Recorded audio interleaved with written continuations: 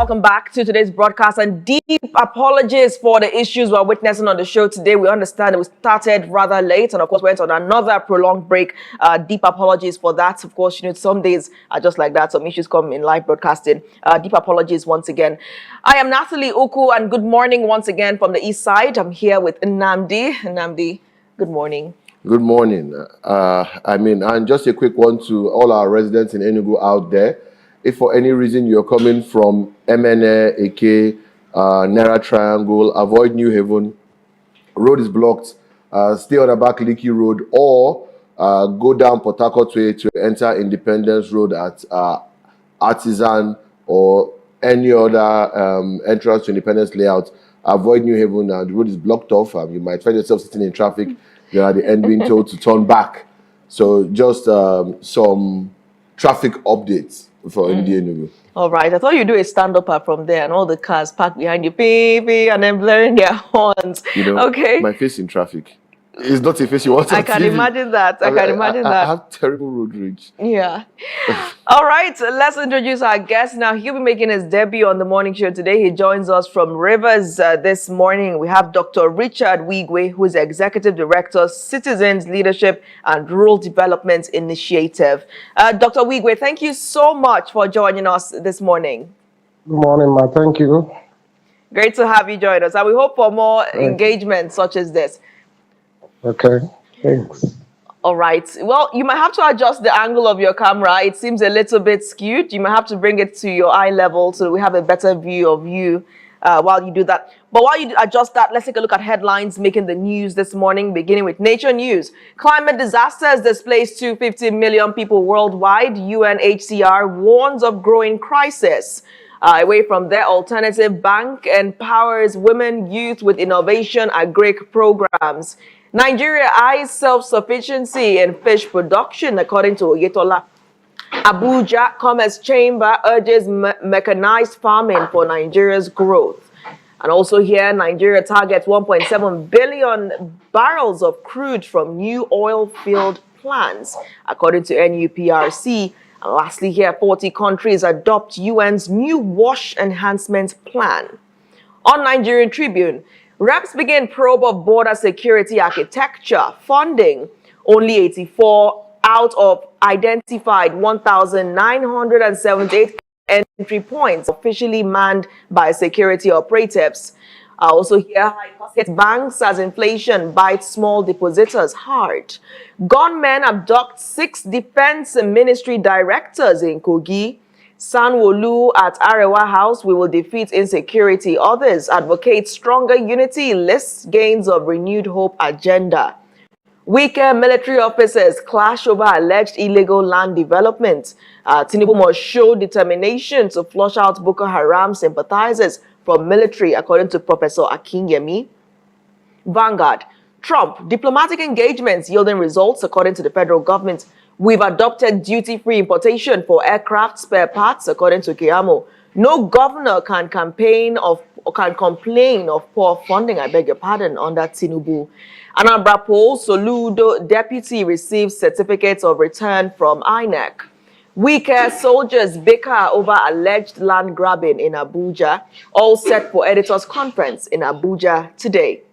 Straight to The Guardian.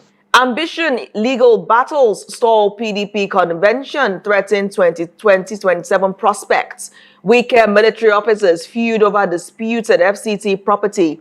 Genocide, Nigerians urge Tinubu to go harder on terrorists and bloodshed. Federal government may suspend planned CGT over market concerns. And on Daily Sun, military will defend Nigeria's sovereignty, according to the Army Chief. Under Tinubu, governors can't lament lack of funds, Sanwo-Olu says. NNPCL's Senate rift deepens as committee rejects 210 trillion naira expenditure claims. Terrorism charge, Kano asks court to stop November 20 judgment. Drama as naval officer stops weaker FCT officials from accessing Abuja land. Federal government lists 1 trillion naira Mofi real estate fund on NGX. All right, we begin with the Daily Independent and the major headline there. Nigerians' health at risk as toxic chemicals permeate food supply. Again, court halts PDP National Convention. Judgment on substantive suit tomorrow. Stakeholders fault security policies, one of rising human rights abuses. Tension deepens in reps after rowdy session. Anyone doubting genocide in Nigeria should go live in Plateau, Benue. That's according to Bolaji Akinyemi. Panic selling rocks Nigerian equities as OGT fears trigger 5% tumble, and Senate confirms Agbaje as new PENCOM chairman. And straight to the Platform Times, major headline there, 210 trillion naira scandal. Senate slams NNPCL, demands immediate refund. Audit exposes suspicious 103 trillion naira cash call, 107 trillion naira receivables entries, fake entries, missing revenue spanning 2017 to 2023 exposed. Bar corrupt leaders for life, Amosun tells government. Amechi alleges cabal in Buhari's government blocked electoral reforms.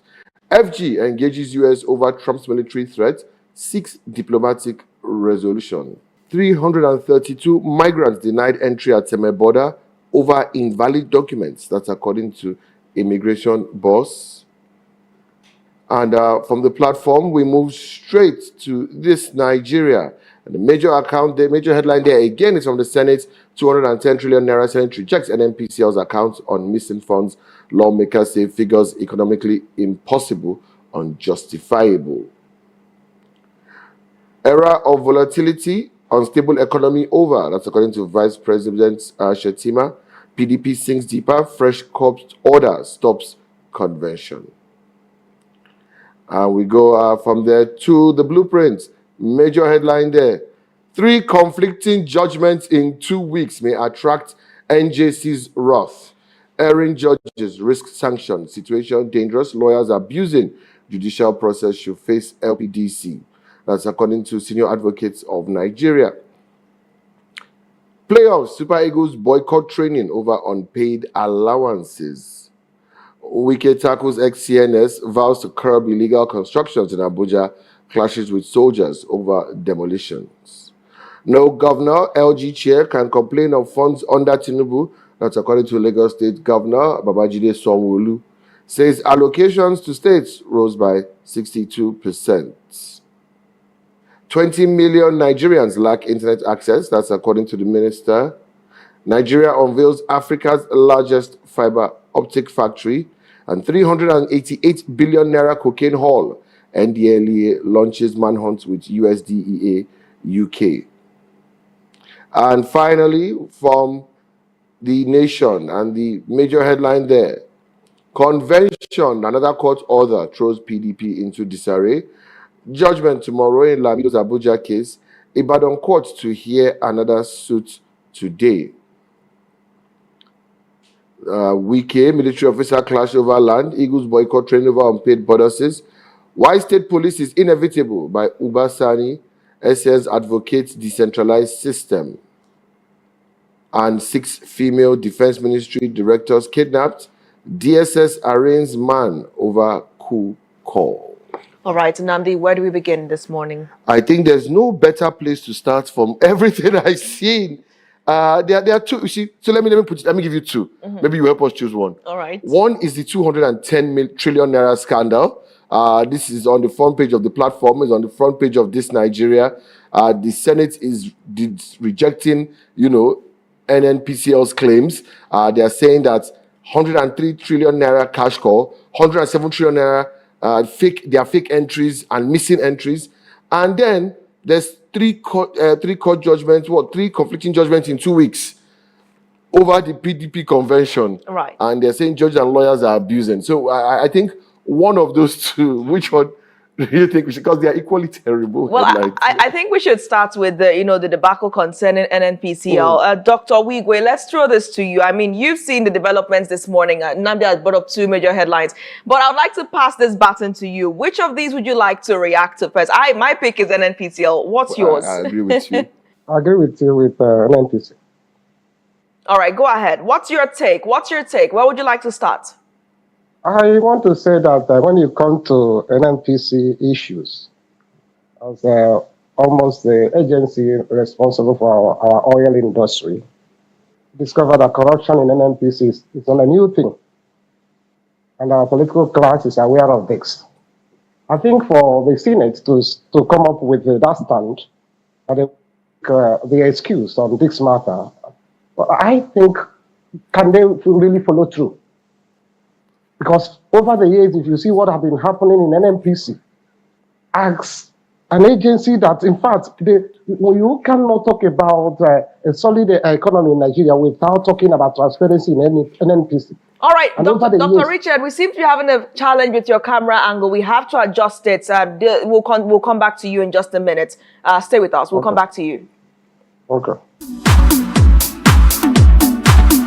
Welcome back. Apologies for that interruption. Dr. Wike, please go ahead with your line of thought. Go ahead. But I think what we wait to get through to him, you know, we're looking at Timipre Silva.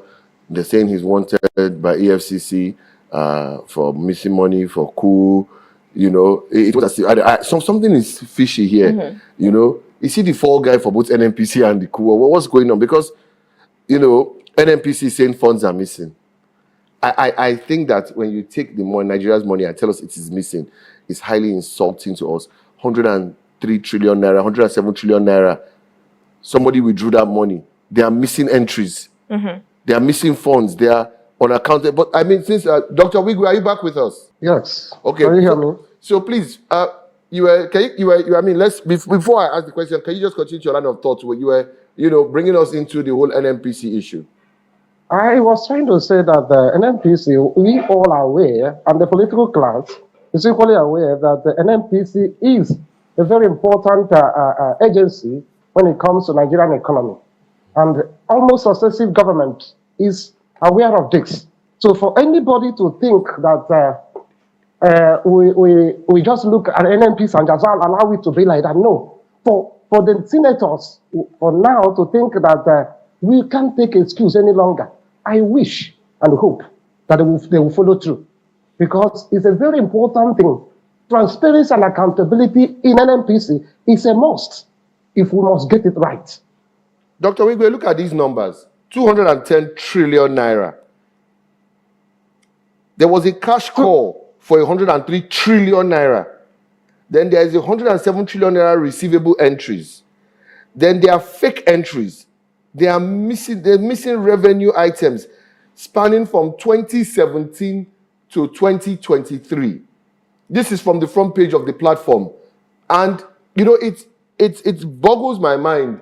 This money we are talking about, how much is our national budget? That there is 210 trillion naira and the NNPC wants us to just agree it's missing.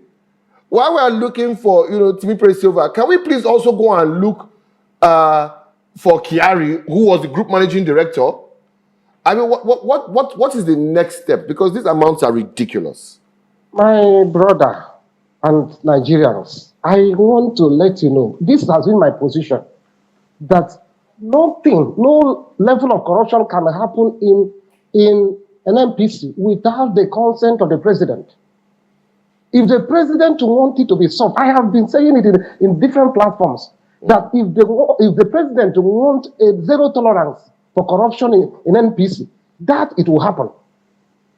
And that is exactly what you want. If the lawmakers and the president will jointly agree that we want a zero tolerance in an NPC, that will happen. So for anybody to come up with telling me that, this one, I feel that the political will is not there. Once a president or any administration is interested in solving this problem, knowing that an NPC is our powerhouse when it comes in terms of economy, then we'll get it right. So this is a hide and seek game. It's not neither here or there. For me, we are not serious. I feel that if the president wants to get it right, if the political class want to get it right, we can get it right. Okay, so yes. Okay, so Dr. Wike, I wanted to put this into context for you. Nigeria's 2025 budget is 54.99 trillion naira, basically about 55 trillion, which is about 1/4 of the money missing from NNPC. Okay. Nigeria's 2025 budget, let me repeat, with the high inflation, is just 1/4 of what is missing. this missing money. Okay. And we are borrowing to meet up budget. And this 54.99 is the oversight budget. The initial budget was 49 trillion. Okay. An extra 10 trillion came in the oversight budget. And it's still 1/4 of the missing money. And we are borrowing. Recently, we were clapping that we borrowed more money, framing it as selling euro bonds. Most people don't know that that is more money we are borrowing. That bonds is just a debt issuing mechanism. So, and then there's the 1.5 trillion he's going to ask Senate to approve again. And we have 210 trillion missing from the NMPC. At what point do we start putting people in jail for life? My brother, I did research on corruption, anti-corruption agency in Nigeria. And we discover a lot of things wrong. And even the international connection or dimension of it, where ONCA, the United Nations Convention Against Corruption, came in. Do you know that every effort has been made to get it right in Nigeria, and corruption is still rising? Systemic corruption in Nigeria has been the bane of our problem. And most times I ask our politicians, I ask our leaders, do we have a enlightened conscience? If we have, go to the developed country. We are human beings, we are the same thing. It's only about the system. When we get the system right, we'll get it right. Everybody, if the system is so weak, anybody want to cash on it and make money. Nobody doesn't want this money. But I am talking about enlightened conscience to the point that if we get parts, let us talk about other people. If our political class can, collectively agree that, okay, let us deliver 60% to the people and let this 40 goes to us. But do you know that this uncontrollable level of corruption has been our bane? And a lot of people are dying on a daily basis. Our resources, God endowed us with a lot of resources, but the political class are the one benefiting it. And see, most times, if we are serious, it's bother us. For me, over time, I have stopped to speaking because sometimes I become emotional about this. How can we continue on this and we hope to get it right? Look at the level of abject poverty. Look at the statistics being dished out on a daily basis. And everybody, every day, they just tell us that this and this and this. We are joking. We are not serious about it. But I am asking, I am thinking, and I am pleading to the political class, please let us agree. Let us agree, and at least let us deliver 60%. All right. Let this system work. Okay, so away from there, now we have another interesting story here taken from Daily Sun. This one concerns the continued, of course, trial of Mazi Nnamdi Kanu, the detained IPOB leader. He has released, of course, has also asked the court to stop the November 20 judgment that's scheduled. If you recall, Justice Omotosho of the Federal High Court in Abuja is supposed to deliver judgment on the alleged terrorism charges he's being faced by November 20. Now, the IPOB leader is asking the judge to shelve that. Specifically, he's applying for an order arresting the delivery of judgment in the charge number scheduled for the 20th day of November this year on the ground that the proceedings were conducted under a repealed and non-existent statute and in disobedience to the Supreme Court's directive, contrary to Section 287, subsection 1 of the Constitution of the Federal Republic of Nigeria, 1999. What's your take on this application by Mazi Nnamdi Kanu? The question is directed to me.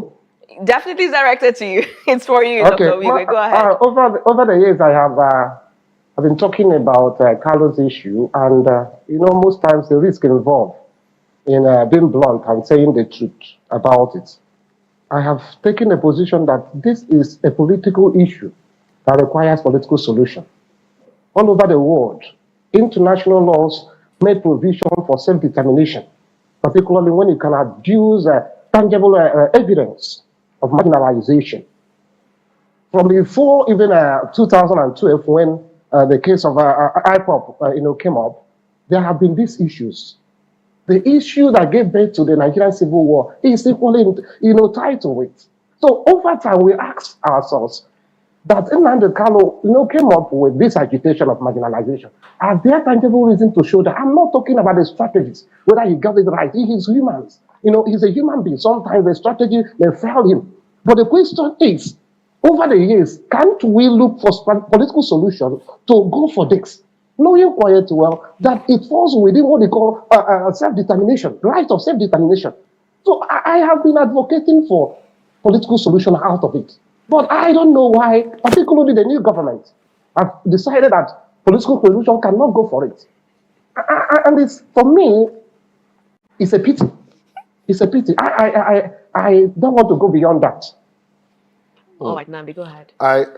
I mean, you said it's a political issue that is a political solution, and to a large extent, I agree.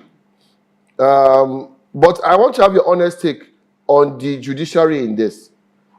We've seen a judge first, declare that, in law, what they call fruit of the poison tree, you cannot use evidence obtained illegally. In this case, Nnamdi Kanu himself was obtained illegally in Kenya. So we've seen judges, act on issues and even award him damages and release him. But we've seen the government continue to keep him in custody. We saw Justice Nyako recuse herself, then be reappointed, and Nnamdi Kanu protest. Then Justice Omotosho has been brought in. Now, how would you rate the judiciary's role in this whole thing? Have they done the best of what they can do? Have they covered themselves in glory? Or as some people would say, have they taken the coward's route and continue to hide behind technicalities and not put their foot down on, look, we've released him, let him go. If you have a fresh charge, bring it. For me, if we have been tracing this, the judicial process on Nnamdi Kanu's matter, we can see what happens. Was it in 2017 when he ran, he left, and he gave reasons why he left, that the Nigerian army, came after him. So, but then the extra rendition aspect was a special matter that came on board before the court. And that was a little text for Nigerian judiciary. From the court of first instance, it got to the appeal court, and they said because of this, there was no need for him to be tried.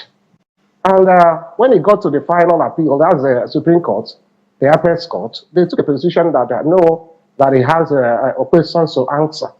And they say that the law for which he is charged, most of those laws, that's his point, that those laws have been repealed. And for him, he's making a point, and that presents a matter before the judiciary. There is a law before me. Can I be tried without any law? Or can I be tried under a repealed law? It's a question for the lawyers to Do you see the court granting the request of Nnamdi Kanu in this situation? Do you see them granting it? I don't see, because most times from the political angle. Okay, away from that, you've established that, that's the same line of thought that, of course, Aloy Ejimakor keeps on pushing, that this is a highly political case, and it's clear that you agree with them. So let's move to Daily Sun. We can't leave the review or let you go without looking at this headline. A drama as naval officer stops Wike FCT officials from accessing Abuja land. So we all saw the viral video online where the FCT minister, Nyesom Wike, was engaging violently and aggressively, of course, a naval officer there. And some Nigerians have been going ahead to... Nnamdi, would you like to add something? Go ahead. No, go ahead. I was just... No, sorry, maybe I distracted you in just shaking my head and laughing at your tongue's there wagging. So I think this is a cue to play the video. Let's play the video. I think it's best you see for yourself. So we'll take a look at that, the way the naval officer is standing his ground, refusing to allow the FCT minister access, as the FCT minister continues to blast him and even insult his person. Take a look. That's an officer. Nobody does that. We did not carry anybody. The man took land. We will not allow because he was the chief of naval staff. And then for you to carry land. Sir, everything was acquired legally. Will you stop that? Will you stop that? Sir, I'm an officer. I have integrity. Shut up, your mouth. Sir, I will not shut up. Will you get out? Sir, I won't shut up. Sir, I was in school. You're not in school. Sir, you can't shut me. Will you keep quiet? Can you be a fool? I'm not a fool. I'm not a fool, sir. You can shoot anybody like that? Sir, I'm not a fool. I am not a fool, sir. As from the time I graduated, you were in primary school. I'm acting on orders. For which order? You will say whether you love me. Sir, you can't call me a fool. I'm not a fool, sir. You would have killed everybody here. No, we won't kill anybody. We won't kill. Now, following the determination of the naval officer not to allow the FCT minister, Nyesom Wike, access, the minister went ahead to grant an interview to media professionals where he shared his side of the story. Take a look. How can that man at his level, even if he has a problem, He cannot reach me if I look. I'm sorry. See what I have. He will send soldiers to intimidate who? We are all from this country. And this is government. You cannot be higher than any government. You cannot be carrying gun to intimidate people to not to do their work. On the contrary, let me tell you, if not got a Chief of Naval Staff who spoke to me now, you could have killed everybody here. No problem. I'm not one of those that they can intimidate. On the contrary, and do my job. We've just witnessed a very heated argument between you and Gaduwa. Can you take us back to when this started and what this is all about? Well, it's unfortunate. And these are the kind of things that we are aware that the land department and the revenue control have been mandated to see where the illegal development going on and land grabbing. And when this was brought to my attention, I did insult them to make sure that nothing takes place in as much as they don't have any legal papers in terms of regional approval or even the acquisition of the land. And when they came here, I was informed that the soldiers of the military had to chase them away. To inside sources within the military, as reported here, the incident occurred at Gaduwa before Games Village at about 12:55 p.m. The land was acquired, according to this source, by Vice Admiral A.Z. Gambo in 2020 with all the legal documents. Now, and on September 25th, the Admiral decided to develop his land, and after about a week, the Development Control Council reportedly came around and asked for the documents and building approval, which the engineer showed him. Now, according to this source, after 2 days, they came back and stated that the land had been revoked by the FCT minister with no conditions provided. He also said that efforts have been made to reach out to him to ask why, but they had no concrete or pieces of course, genuine reasons provided. Then they reportedly came to stop the work, which prompted us, referring to that source, which prompted us to pursue them. Now, the minister came around on Saturday and also, according to this source, issued enough threats stating that they were coming to bring the building down.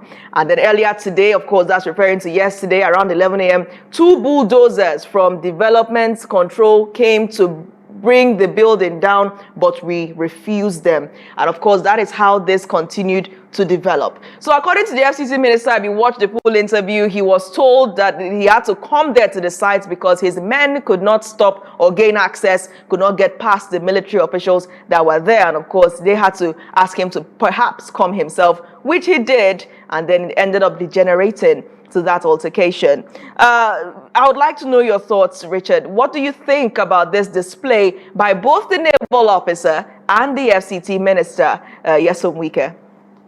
I think I want to say that it's unfortunate what we saw yesterday, a display of power. Nigeria is governed under a democratic government, and there are procedures, there are rules that are followed. But for us to see a leader of that caliber, trying to exhibit what I call the power, a show of power, that's not the best. There are better ways and civilized ways we would have done that what we saw yesterday wouldn't have happened. And the question is, if actually you want to revoke land, that people are laying claim that they bought, and they fulfill all the legal process, there is a way to go back for it. You don't use impunity, you don't use exhibition of power, and you want to do that. Right. So a lot of people have started praising the military officer, for being calm but then stood to his ground. In the first place, the minister of the federal capital was not supposed to do what he did. There are other better ways. Civilized way would have done that. So who are you to blame? A lot of people will support him. A lot of people will support the military officer. But then we should know that in a democratic process, there are procedures we follow. And we don't just exhibit power. We don't just, because I am, even the commander-in-chief. Do you know the minister is an appointee of the president, the commander-in-chief? Even if the president, here is the way he would have gone about it. Right. So that is a show of power that I am in charge. You are in charge. Nobody is doubting that. But there is a better way and a civilized way of going about that. All right. Thank you so much for sharing your views on the program today. Unfortunately, we have to wrap up now. The time has come to an end, but we do hope to engage with you subsequently. And thank you for making your big debut on the show today. Thank you so much for joining. Thank you. I'm grateful. All right. The morning show returns in just a few minutes. And when we come back, we'll look at regional stories. Stay tuned.